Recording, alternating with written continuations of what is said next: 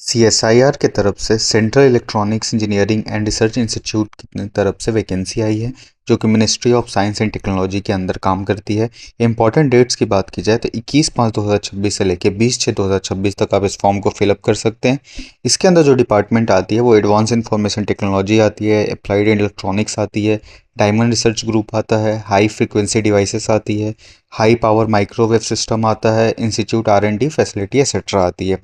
Post की बात की जाए तो टेक्निकल ऑफिसर की टोटल नंबर ऑफ पोस्ट 8 है, जिसकी इनिशियल सैलरी 89,268 रहने वाली है, जिसकी अपर एज 30 है।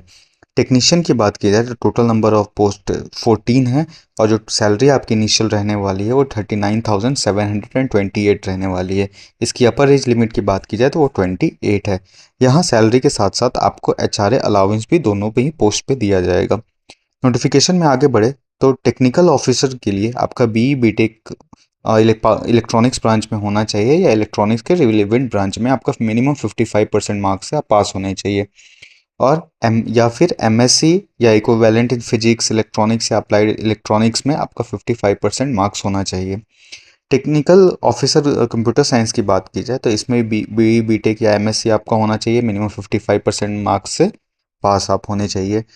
टेक्नीशियन इलेक्ट्रॉनिक्स मैकेनिक्स की बात की जाए तो यहाँ आपका ITI होना चाहिए। और नोटिफिकेशन में आगे बढ़े तो यहाँ मोड ऑफ एग्जामिनेशन की बात की जाए तो वो OMR या फिर CBT बेस्ड रहने वाली है। आपका टोटल नंबर ऑफ क्वेश्चन 200 होंगे, जिसमें टाइम जो अलॉट होगा आपको वो 3 घंटे का रहने वाला है। और पेपर जो होगा वो 3 सेक्शन में बांटा रहेगा, पेपर 1, पेपर 2 और पेपर 3। पेपर 1 की बात करें तो पेपर 1 में आपको 1 घंटे का टाइम मिलेगा, जो कि टोटल नंबर ऑफ क्वेश्चन उसमें होंगे 50, वो भी मेंटल एबिलिटी के होंगे, जो कि 100 मार्क्स के लिए होंगे। और इसमें कोई भी नेगेटिव मार्किंग आपका नहीं होने वाला है।